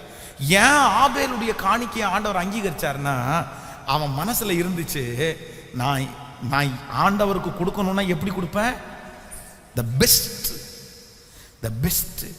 போய் தேடுறான் பாருங்களேன், எது பெருசு, எது நல்லா இருக்குது, எது புஷ்டியா இருக்குது, அதை அப்படியே பிடிச்சி ஆண்டவருக்கு கொண்டு கொடுத்தான். உடனே ஆண்டவர் சொல்றாரு, உன் பலியை நான் என்ன பண்ணேன்? சத்தமா சொல்லுங்க. நான் கூட சொல்லுவேன், இந்த காணிக்கைக்காக சொல்றது இல்லை, நீங்க காணிக்கை பெட்டிக்குள்ள போடுற பணத்துல நீங்க ரொம்ப கவனமா இருக்கணும். சிலர் பார்த்தீங்க அப்படின்னா கிழிஞ்ச நோட்டெல்லாம் உள்ள போடுவாங்க. சிலர் பார்த்தீங்கன்னா அந்த நோட்டை அப்படியே அந்த பீடி சுத்தின மாதிரி சுத்தி உள்ள போடுவாங்க. சிலர் பார்த்தீங்கன்னா அந்த நோட்டில் கிறுக்கி அதை போடுவாங்க. சிலர் கிழிஞ்ச நோட்டை ஒட்டுனதை போடுவாங்க. எப்படி இது, எப்படி இது? ஆனா இன்னைக்கு கோயம்புத்தூர் பட்டணத்தில் கிறிஸ்தவத்திலேயே ஒரு தலை சிறந்த ஒரு மிக மேலான ஒரு பெரிய தொழிலதிபர் இருக்கிறார். அவரு மாதம் பேங்க்ல போய் அவருடைய தசம பாகத்தை எப்படி சொல்லுவாராமா, எனக்கு புது நோட்டு வேணும் அப்படின்னு கேட்டு புது நோட்டை வாங்கிட்டு வந்து அதைத்தான் பெட்டிக்குள்ள போடுவார். இன்னைக்கு வரைக்கும் அதை பழக்கமா வச்சிருக்கிறார். அப்போ நான் என்ன சொல்றேன், ஆண்டவருடைய பிள்ளைகளே, கர்த்தருடைய விஷயமும் அப்படிதான், நீங்க வேலை செய்யற விஷயமும் அப்படிதான். அது கொஞ்சமா இருந்தாலும் பெருசா இருந்தாலும் அதை நீங்க எப்படி செய்யணும்னு நினைங்க அப்படின்னா, இருக்கிறத எப்படி பண்ணணும் சொல்லுங்க. இல்லாதது வேண்டாம், இல்லாதது வேண்டாம். நீங்க பணம் செலவு பண்ணி கடன் வாங்க வேண்டாம். இருக்கிற இடத்த நீட்டா வைங்க, இருக்கிறத நேர்த்தியா செய்யுங்க. கொஞ்சம் சமைச்சாலும் முடிஞ்ச அளவுக்கு பர்ஃபெக்டா பண்ணுங்க. அப்படி இருக்கும்போது நீ கொஞ்சத்தில் உண்மையா இருந்தாய், கர்த்தர் உன்னை அநேகத்தின் மேல கர்த்தர் உன்னை அதிகாரியாய் வைப்பார். அல்லேலூயா. விசுவாசிக்கிறீங்களா ஆண்டவருடைய பிள்ளைகளை? ஒரு சாட்சியை சொல்லி ஜெபித்து முடிக்கிறேன். ஃபர்ஸ்ட் நம்முடைய திருச்சபைக்கு ஒரு மைக் செட்டு, ஒரு ஸ்பீக்கர் சிஸ்டம் வாங்கணும்னு முயற்சி எடுத்தோம். ஆனால் அன்னைக்கு வாடகை கொடுக்கறது கூட பணம் இல்லை, ரொம்ப கஷ்டப்படுறோம். ஆனால் ஒரு 2 ஸ்பீக்கர் வாங்கி அதில் மைக்கில் பேசினா எப்படி இருக்குன்னு ஒரு பெரிய கற்பனை. அப்போது ஒரு நாள் ஒரு வழக்காப்பு நிகழ்ச்சி வருது. அப்படின்னா குழந்தைக்காக அவங்க அந்த ப்ரேயர் பண்ணுறாங்க. அப்போ அந்த ப்ரேயருக்காக நான் போயிருக்கிறேன். அப்போ அந்த சட்டை போட்டு ஒரு சின்ன பையன், வயசு கம்மியாக இருந்துச்சு. அப்போது நான் சொல்கிறது 2006லன்னு வச்சுங்களேன், 2005 அந்த ரேஞ்சில். அப்போது அங்கே போகும்போது அந்த வழப்பாக்கு போகிற இடத்துல தினேஷ் சவுண்ட் சர்வீஸ் இங்கே தான் இருக்குது, இது நீங்கள் சிவானந்த காலனி போகிற வழியில். அப்போ அவர் 2 ஸ்பீக்கர் வச்சுருந்தார், 2 பக்கம் 2 ஸ்பீக்கர், ஒரு குட்டி ஸ்பீக்கர், ஒரே ஒரு ஸ்பீக்கர், அதுக்குள்ளே 15 இன்ச் இருக்கும். அந்த 2 ஸ்பீக்கர் வச்சுருந்தாரு. அது பொறுப்பொருன்னு சவுண்டு கேட்குது, அந்த மாதிரி ஸ்பீக்கர். அப்போ நான் அவர்கிட்ட முடித்த உடனே, அந்த ப்ரேயர் முடித்த உடனே போய் கேட்குறேன், இந்த ஸ்பீக்கரை ஏதாவது விலைக்கு கொடுக்குறீங்களான்னு கேட்குறேன். உடனே அவர் சொல்கிறாரு, இது ரொம்ப நாளாக நான் வருஷமாக யூஸ் பண்ணிட்டுருக்கிறேன், இது ஒன்றுக்கும் ஆகாது, இது சும்மா இது மாதிரி ஏதாவது சின்ன ஃபங்க்ஷனுக்கு ஏதோ யூஸ் பண்ணுவேன் அப்படின்னு. இல்லை நீங்கள் கொடுத்தீங்கன்னா வாங்கிக்கிறேன் அப்படின்னு. உடனே அவர் சொன்னார், ரெண்டும் சேர்த்து ஒரு 1500 ரூபா கொடுங்க, நான் தர்றேன். 1500 ரூபா அன்னைக்கு ரொம்ப பெரிய காசாக இருந்துச்சு. சரின்னு 1500 ரூபா ரெடி பண்ணி அந்த 2 ஸ்பீக்கரையும் சர்ச்சுக்கு கொண்டு வந்து நீட்டாக தொடச்சி, நம்ம சர்ச்சில் மதிய ஐயான்ற ஒரு கார்பரேட்டர் இருந்தார், அவங்க இப்போ வந்துட்டு இருக்காங்க, அவங்கள வச்சு ஒரு டொக்லான் சீட்டு, அந்த சீட்டை போய் கடையில் வாங்கி வச்சு அவர் ஃப்ரீயாக வேலை செஞ்சு கொடுப்பாரு. அவரை வச்சு நீட்டாக ஒட்டி 2 ஸ்டாண்டு இரும்பில் அடித்து வச்சு, இன்றைக்கும் அந்த ஃபோட்டோ என் கையில் இருக்குது, அந்த ஸ்பீக்கருடைய ஃபோட்டோ. அப்புறம் அடுத்த சண்டே ஜனங்களெல்லாம் வந்து தொட்டு தொட்டு பார்த்துட்டு, என்ன பாஸ்டர் புதிய ஸ்பீக்கர் வாங்கிட்டீங்களா, புதிய ஸ்பீக்கர் வாங்கிட்டீங்களா? கொஞ்சம் வெயிட் பண்ணுங்க, இது புதிய ஸ்பீக்கரா பழைய ஸ்பீக்கரானா அதுவே சொல்லும். மைக்கை பிடிச்சி பேசினதுக்கு அப்புறம் தான் தெரியுது அது புதிய ஸ்பீக்கர் இல்லை, அது பழசு. ஏன்னா அது சவுண்டு பொர் பொர் அப்படின்னு கேட்கும். ஆனால் நான் பெருமைக்காக சொல்லலை ஆண்டவருடைய பிள்ளைகளே, அன்னைக்கு கிடைச்ச அந்த ஸ்பீக்கரை வந்து அவ்வளவு நீட்டாக தொடச்சி அப்படி சோவா வச்சிருந்தோம். அப்போ நான் என்ன நம்புறேன் அப்படின்னா, நம்ம கொஞ்சத்தில் உண்மையா இருந்தா கர்த்தர் அநேகத்தின் மேல ஆசீர்வாதமா வைப்பார். நான் போய் போய் ஜெபம் பண்ணுவேன். இந்த மாதிரி ஸ்பீக்கர் வந்து ஃபர்ஸ்ட் நம்ம சர்ச்சில் ஒருத்தர் ரெண்ட்டுக்கு கொண்டு வந்து வச்சார். அப்போ அந்த சர்ச் அதை தொட்டு ஜெபம் பண்ண, ஆண்டவரே இந்த மாதிரி ஒரு ஸ்பீக்கரை எங்கள் சர்ச்சுக்கு கொடுங்க ஆண்டவரே, இந்த மாதிரி ஒரு ஸ்பீக்கரை, இந்த மாதிரி ஒரு மைக் சிஸ்டத்தை கொடுங்க ஆண்டவரே, இந்த மாதிரி ஒரு மிக்சரை கொடுங்க ஆண்டவரே. ஒன்னொன்னும் ஜெபம் பண்ணி ஜெபம் பண்ணி ஜெபம் பண்ணி ஜெபம் பண்ணி தான் வாங்கணும். அப்போ ஆண்டவருடைய பிள்ளைகளை ஒன்று நினைத்து கொள்ளுங்கள், யார் உங்களை மட்டம் தட்டினாலும் அவங்க மட்டம் தட்டிட்டாங்கன்றதுக்காக நீங்க அதை அசால்ட்டா பண்ணாதீங்க. அவங்க என்ன வந்து இப்படி சொல்லிட்டாங்க அதனால நான் அதை செய்யவே மாட்டேன், நான் வந்து கேவலமாக தான் செய்வேன்னு நினைக்காதீங்க. அது அவங்க சொல்ல வேண்டிய பழக்கம். ஆனால் நீங்க என்ன பண்ணணும்னா முடிஞ்ச வரைக்கும் பெஸ்டா பண்ணுங்க, உங்களை வளர்த்துறதுக்கு கர்த்தர் இருக்கிறார். ஹல்லேலூயா. எத்தனை பேர் ஆமோதிக்கிறீங்க? ஆமென் சொல்லுங்க பார்க்கலாம். ஆண்டவர்கிட்ட கேளுங்க 3 காரியம். நம்பர் 1, முதலாவது, ஆண்டவரே என்னை மட்டம் தட்டும் போது உங்கள்கிட்ட நான் ஓடுவேன். நம்பர் 2, ரெண்டாவது, என்னை மட்டம் தட்டும் போது ஆண்டவரே எனக்குள்ளே இருக்கிறவர் பெரியவர் என்கிறத நான் அவங்க முன்னாடி விசுவாசிப்பேன். நம்பர் 3, மூணாவது, அவங்க என்ன மட்டம் தட்டினாலும் நான் செய்ய வேண்டியதை பெஸ்ட்டாக தான் ஆண்டவரை பண்ணுவேன். ஹல்லேலூயா. எழும்பி நிற்கலாமா கர்த்தருடைய பிள்ளையே?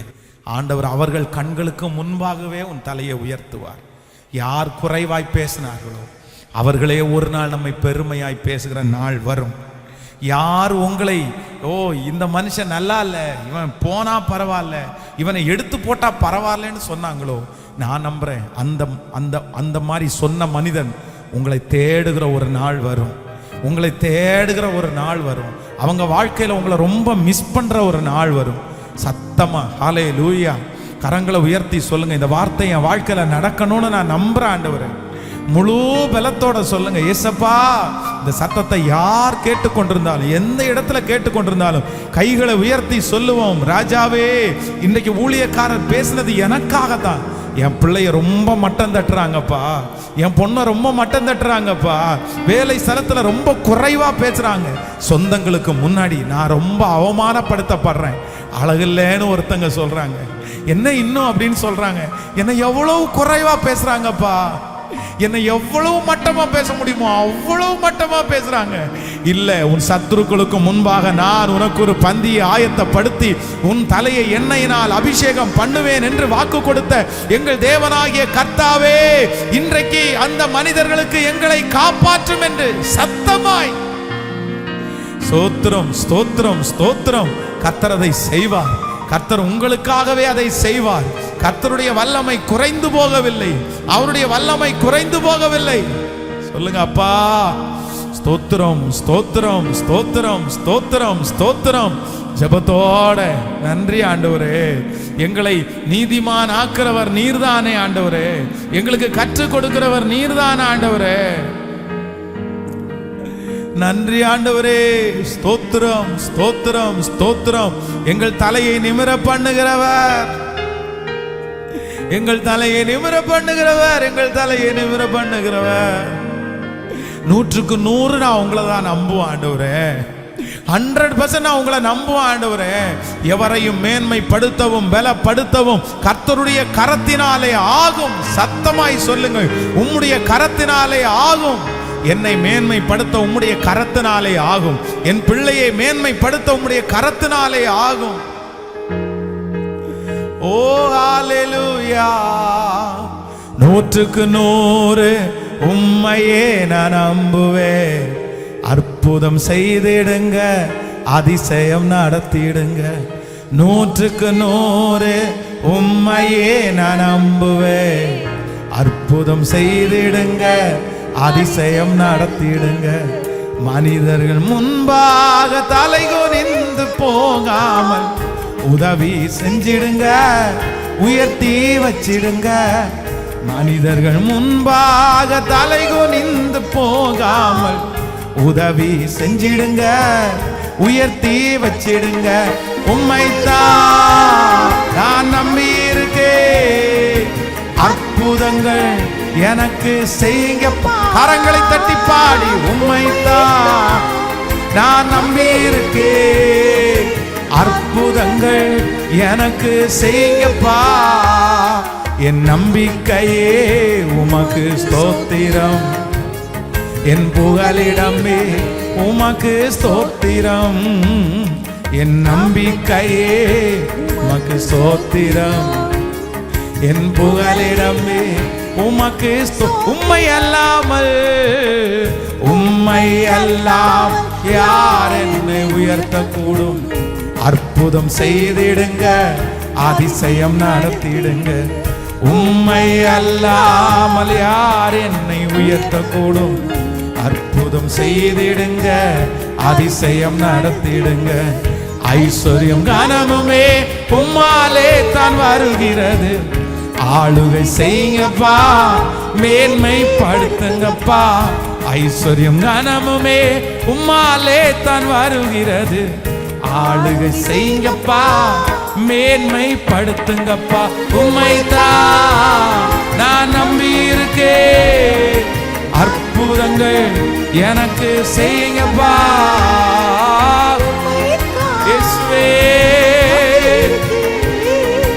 அற்புதங்கள் எனக்கு கரங்களை மேல தட்டி கொண்டே உம்மைத்தான் நான் நம்பி இருக்கேன் சொல்லிக்கொண்டே ஓ உம்மைத்தான் ஓ நான் நம்பி இருக்கேன் சொல்லிட்டேன். கைகளை தட்டி கர்த்தர் அந்த வார்த்தையை நிறைவேற்றட்டும். அந்த சாப கட்டுகள், அக்கிரமத்தின் கட்டுகள், அவர்கள் பேசுகிற வார்த்தைகளை எல்லாம் கர்த்தர் நிர்மூலமாக்கி உன் தலையை கர்த்தர் நிமிர பண்ணட்டும். உங்களை வெற்றி சிறக்க பண்ணட்டும். உங்க குடும்பத்தை கர்த்தர் வெற்றி சிறக்க பண்ணட்டும். பாடிக்கொண்டே ஓ நான் நம்பி இருக்கேன். அற்புதங்கள் எனக்கு செய்யுங்கப்பா. உன் நம்பிக்கையே ஸ்தோத்திரம். என் புகலிடமே உமக்கு ஸ்தோத்திரம். என் நம்பிக்கையே உமக்கு ஸ்தோத்திரம். என் புகலிடமே உமக்கு தகப்பனே. எங்களை மட்டம் தட்டுகிற, எங்களை ரொம்ப குறைவாய் பேசுகிற ஜனங்களுக்கு முன்பா எங்கள் தலையை நிமிர பண்ணுகிற கர்த்தர், எங்க பிள்ளைகளை கேட்கறதுக்கு யாரும் இல்லைன்னு சொல்லி எவ்வளவு மட்டமா பேசுறாங்க, எவ்வளவு குறைவா பேசுறாங்க, எவ்வளவு குறைவா சாபம்ன்றாங்க, என்னென்னமோ சொல்றாங்கல்லப்பா. ஆனா நான் இன்னைக்கு ஜெபம் பண்றேன், இல்ல ராஜா, நீங்க எவ்வளவு பெரிய தெய்வம். நீ ஞானிகளை வெட்கப்படுத்துறதற்கு உலகத்தில் பைத்தியங்களை தெரிந்து கொண்ட பரம பிதா நீர். ஹல்லேலூயா. எவரையும் மேன்மைப்படுத்தவும் பலப்படுத்தவும் உம்முடைய கரத்தினாலே ஆகும். என் பிள்ளைகளோட இருக்கணும் ஆண்டவரே. இந்த சத்தத்தை கேட்கிற ஒவ்வொரு பிள்ளைகளோட நீங்க இருக்கணும்பா. அவங்கள தலை நிமிர பண்ணணும். அவங்க தலை நிமிர பண்ணணும். சோத்திரம் சோத்திரம். இந்த ஜெபம் வீணா போகாது. ஓ ஜெபம் வீணா போகாது. எந்த இடத்திலிருந்தெல்லாம் ஜெபிக்கிறாங்களோ அங்கெல்லாம் கர்த்தருடைய மகிமை வெளிப்படட்டும்பா. எங்க பிள்ளைகளுடைய அக்கிரமத்தை நினையாதிரும், பாவங்களை எண்ணாதிரும். இந்த ஊழியத்திலே கூட உறுதுணையா இருக்கிற ஒவ்வொரு பிள்ளைகளையும் ஆசீர்வதி. இயேசுவின் மூலம் ஜெபம் எடுக்கிறோம் நல்ல பிதாவே. என் ஆத்துமாவே கர்த்தரை ஸ்தோத்திரி, என் முழு உள்ளமே பரிசுத்த நாமத்தை ஸ்தோத்திரி. என் ஆத்துமாவே கர்த்தரை ஸ்தோத்திரி. கர்த்தர் செய்த சகல உபகாரங்களையும் மறவாதே. நம்முடைய ஆண்டவராகிய இயேசு கிறிஸ்துவின் கிருபை, பிதாவாகிய தேவனுடைய அன்பு, பரிசுத்த ஆவியானுடைய அந்யோன்ய ஐக்கியம் நம்மனோடு இன்றும் என்றும் சதா காலம் கூட இருப்பதாக. ஆமென். ஹல்லேலூயா, ஹல்லேலூயா. God bless you.